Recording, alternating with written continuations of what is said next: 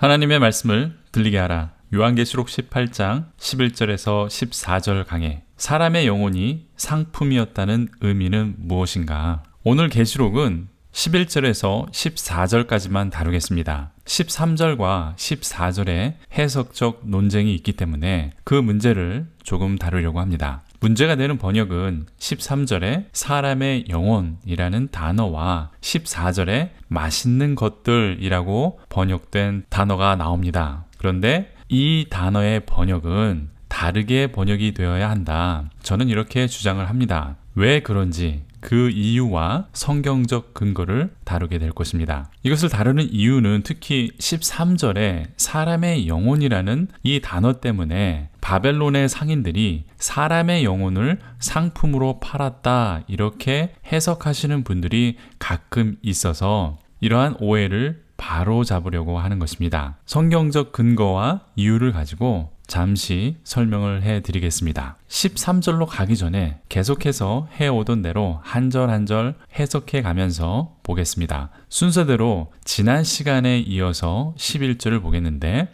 땅의 상인들이 그를 위하여 울고 애통하는 것은 다시 그들의 상품을 사는 자가 없음이라. 상인들은 이미 3절에서 나왔습니다. 타락한 음녀, 즉 바벨론, 로마 도시로 상징되는 이 음녀의 사치로 인해서 많은 부를 얻은 상인들을 말하는 것입니다. 이 상인들은 이 음녀의 심판과 파멸에 대해서 울고 애통하게 됩니다. 왜냐하면 상인들이 팔던 상품을 다시 사주는 고객이 없어졌기 때문입니다. 그래서 상인들이 애통하는 것이죠. 상인들이 음녀, 바벨론, 로마를 위하여 애통하는 것이 아니라 스스로를 위하여 애통하는 것입니다. 고대 기록에 의하면 당시 상인들은 그리 높은 신분이 아니었습니다. 또한 일반적인 상인들은 그리 큰 돈도 벌지는 못했습니다. 다만 배를 가지고 크게 무역을 하는 상인들이나 선주들은 큰 부자들이었습니다. 무역을 통하여 많은 이익을 얻었기 때문입니다. 12절에 보면 그 상품은 금과 은과 보석과 진주와 세마포와 자주 옥감과 비단과 붉은 옥감이요 각종 향목과 각종 상아 그릇이요 값진 나무와 구리와 철과 대리석으로 만든 각종 그릇이요. 여기에 나타나는 물품들은 모두가 사치품들입니다. 오늘날로 말하면 명품들이죠. 이 사치품들을 무역을 통해서 모두 외국에서 들여오는 것들입니다. 금과 은은 여러 로마 제국들과 스페인에서 들여오는 것이고, 진주는 페르시아만이나 인도양에서 들어옵니다. 세마포는 부드러운 옷감인 면을 말하는데 알렉산드리아와 시리아에서 들여왔습니다. 자주 옷감은 염색을 한 옷입니다. 자주 옷감은 굉장히 비싼 옷이었습니다. 레바논 남부 티르 지역에서 주로 들어왔습니다. 비단은 잘 아시는 것처럼 중국이 원산지입니다. 실크로드라는 말도 잘 아실 것입니다. 로마는 중국, 인도, 아라비아를 거쳐 엄청난 사치품들을 들여왔습니다. 그뿐만이 아닙니다. 각종 향목이라고 했는데 아프리카와 그리스 지역에서 가져오는 귀한 목재를 말하는 것입니다. 이 목재는 시트론 우드라고 하는데 감귤 나무의 종류입니다. 이 나무로 주로 가구를 만들었습니다. 이 나무로 테이블을 만든 한 기록이 있습니다. 그 다리는 코끼리 상아로 만들어서 엄청난 가격에 판매가 됐다고 합니다. 하루 일당을 40달러로 계산했을 때 당시 키케로라는 사람은 이 책상을 250만 불에 샀고 갈루스 아시니우스는 500만 불에 매입한 기록이 있습니다. 지금은 하루 일당이 약 100불, 한 10만 원 정도라고 치면 이것으로 환산을 하면 1250만 불, 약 150억 원짜리 식탁이나 책상을 사용했다는 것입니다. 말도 안 되는 사치죠. 그러니까 일상용품부터 가구 및 건축 재료까지 사치할 수 있는 모든 분야의 사치품으로 사용했다는 것입니다. 오늘날도 이런 경우가 있습니다. 다른 건 잘 모르겠지만 교회 건물을 몇십억 하는 대리석으로 깔았다. 교회에 엄청나게 비싼 파이프 올간을 넣었다. 일부 교회들이 사치품과 그리고 엄청난 건축비를 사용하면서 이렇게 교회를 지어야 되겠습니까? 성경에 이렇게 하는 것은 죄악이라고 말합니다. 그런데 교회까지 이렇게 사치품으로 장식을 합니다. 그리고 건축에 엄청난 돈을 퍼붓습니다. 하나님께 바친다는 명분으로 하나님을 우상으로 만들고 성경에 어긋나는 짓을 하고 있는 일부 교회들은 회개하여야 합니다. 13절을 보겠습니다. 계피와 향료와 향과 향유와 유향과 포도주와 감람유와 고운 밀가루와 밀이요 소와 양과 말과 수레와 종들과 사람의 영혼들이라. 이제 식료품과 기호품까지 사치품들이 나타납니다. 정확히는 향신료들을 말하고 있는데 13절 마지막 부분에는 종들과 사람의 영혼들이라 이렇게 번역이 되어 있습니다. 이 번역을 읽고 어떤 분들은 거짓 교리와 우상을 함께 판매했다 이렇게 해석하시는 분들도 있습니다. 심한 분들은 여기에 짐승의 표와 연결해서 해석하는 경우도 보았습니다. 사람들의 생명이 짐승의 표로 상품화되었다 이렇게 황당한 해석까지 보이고 있는데 상인들이 사람의 영혼을 팔았다라고 하니까 온갖 상상을 다 해내고 있습니다. 이 구절을 그리스어 원문으로 보면 소마톤, 카이, 푸시카스, 안드로폰 이렇게 되어 있는데 소마톤은 노예, 카이는 그리고 또한 이름한 이렇게 해석할 수 있고 푸시카스는 영혼, 숨이란 뜻이고 안트로포는 사람이죠. 그러니까 노예 그리고 사람의 영혼 이렇게 해석한 것입니다. 큰 문제가 없어 보입니다. 단어 있는 그대로 해석을 한 것이죠. 그런데 우리가 세번역 성경을 보면 이 문장을 이렇게 해석을 했습니다. 노예와 사람의 목숨입니다. 이렇게 해석을 했습니다. 영혼을 목숨이라고 바꾸어 해석했죠. 이것도 약간 아쉬운 해석이긴 하지만 그래도 사람의 영혼이라고 하면 오해의 여지가 있기 때문에 이렇게 바꾸었다는 것입니다. 그렇다면 영어 성경들은 어떻게 해석하는지 보겠습니다. 킹 제임스 버전은 노예와 사람의 영혼이라고 그렇게 한글 성경과 같은 입장으로 번역을 했습니다. 아메리칸 스탠다드 버전과 잉글리시 리버스 버전도 같은 식으로 표현을 했고 잉글리시 스탠다드 버전은 노예, 그것은 사람의 영혼이다. 이렇게 번역을 했습니다. 거의 같은 표현이죠. 그런데 New International 버전은 Human beings sold as slaves 이렇게 노예로 팔리는 사람들이다. 이렇게 번역을 했습니다. 영혼, 목숨 그런 단어가 들어있지 않습니다. New Living Translation은 육체, 그것은 사람의 노예이다. 이렇게 번역을 했고 New American Standard Bible은 노예와 사람의 생명이다. 이렇게 번역을 했습니다. 세번역 성경과 조금 비슷하죠? 이런 부류는 ISV, Holman Bible, Net Bible과 같은 성경도 세번역 성경과 비슷하게 번역을 했습니다. 그러니까 영어 성경은 크게 세 가지로 분류된다라는 것을 볼 수가 있습니다. 개역 개정과 같이 노예와 사람의 영혼 이렇게 번역하는 부류가 있고 또 세번역 성경과 같이 노예와 사람의 목숨 이렇게 번역을 하기도 합니다. 그리고 노예로 팔리는 사람이다.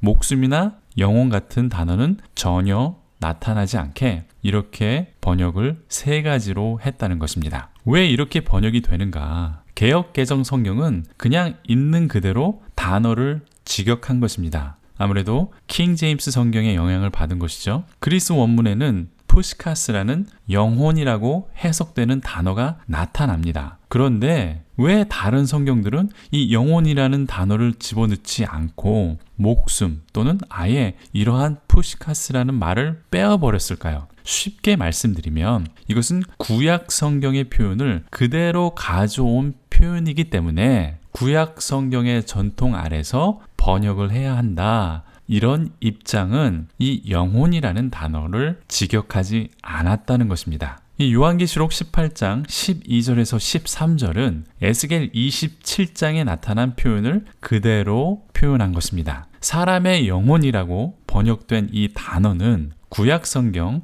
에스겔 27장 13절과 똑같은 단어로 나타납니다. 여기 보면 히브리어로 베네페스 아담이라고 표현을 했습니다. 거의 같은 표현인데 베네페스는 영혼, 숨, 생명, 사람, 목숨 이런 뜻이고 아담은 사람, 인류 그런 뜻입니다. 이 단어를 그리스어로 번역한 70인 역도 en 푸시카스 안드로폰 이렇게 번역을 했습니다. 계시록의 푸시카스 안드로폰 같은 표현이죠. 그러니까 에스겔 27장 13절과 계시록 18장 13절이 같은 단어이기 때문에 구약 성경과 똑같이 해석을 하면 된다는 것입니다. 구약 성경의 표현을 그대로 신약에서 인용한 거기 때문에 그렇게 해석을 해야 되는 것은 당연한 것이죠. 그럼 개역개정 성경에서는 에스겔 27장 13절을 어떻게 해석했는지 한번 읽어보겠습니다. 야완과 두발과 메색은 내 상인이 되었으며 사람의 녹그릇을 가지고 내 상품을 바꾸어 갔도다. 사람의 영혼이나 사람의 목숨 이 단어가 에스겔 27장 13절에 나타납니까?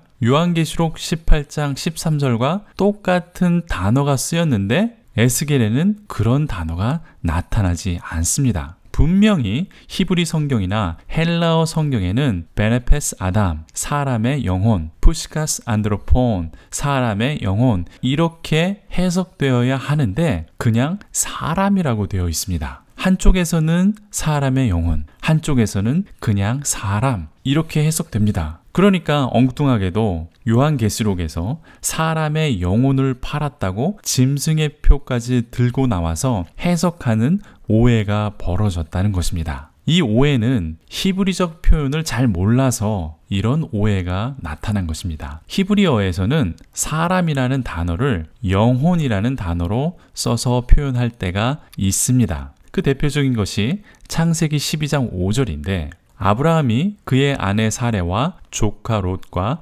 하란에서 모은 모든 소유와 얻은 사람들을 이끌고 가나안 땅으로 가려고 떠나서 마침내 가나안 땅으로 들어갔더라. 이런 구절이 있는데 여기에서 소유와 얻은 사람들을 이끌고 라고 되어 있습니다. 여기서 바로 번역된 사람들이 바로 영혼이라는 단어로 쓰여진 구절입니다. 영혼을 사람들로 번역하고 있다는 것입니다. 그런데 계시록에서는 이런 구약적인 표현을 무시하고 영혼을 그냥 직역했습니다. 계시록을 쓴 사도 요한도 히브리 사람입니다. 또 구약 성경을 잘 알고 있었기 때문에 여러 가지 구약 성경에 나타난 표현을 그대로 계시록에서도 썼고 특별히 이번에는 에스겔 27장의 표현을 그대로 갖다 썼습니다. 당시 계시록을 읽는 사람들도 유대적 배경이 있는 사람들이었고 에스겔과 같은 묵시 문학을 잘 아는 사람들이었습니다. 그러니까 구약의 표현대로 영혼을 사람들이라고 번역하는 것이 맞는 표현입니다. 우리 아이들은 미국에서 태어나서 한국말이 좀 서툽니다. 그런데 어느 날 우리 아이들이 어렸을 때 저보고 용파리를 잡아달라 한 적이 있습니다.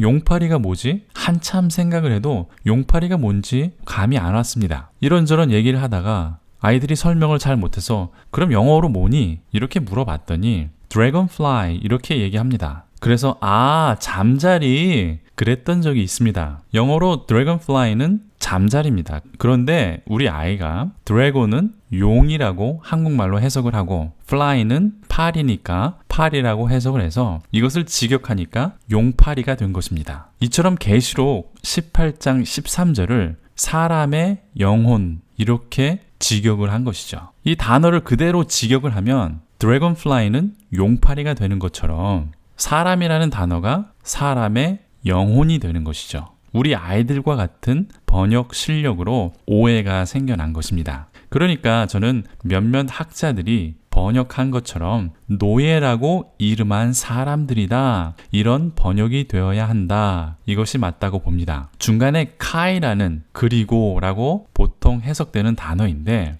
대부분의 경우는 그리고라고 해석이 되지만 가끔은 예외가 있습니다. 무엇이라고 이름한이라고 그렇게 번역될 때도 있습니다. 그러니까 노예 그리고 사람들이다. 이보다는 노예라고 이름한 사람들이다 라고 하면 뜻이 더 분명하고 명확해집니다. 그리고 저자의 의도에도 충실한 번역이 된다. 저는 이렇게 보는 것이죠. 무역을 통해서 사람들을 사고 파는 것이 죄악이라는 것을 말해주고 있는 것입니다. 각종 사치품과 함께 노예 거래까지 들어있는 것이죠. 1세기경 로마의 노예는 약 1000만 명 정도 된다고 추정이 됩니다. 14절을 보겠습니다. 바벨론아, 내 영혼이 탐하던 과일이 내게서 떠났으며 맛있는 것들과 빛난 것들이 다 없어졌으니 사람들이 결코 이것들을 다시 보지 못하리로다. 여기에도 영혼이라는 단어가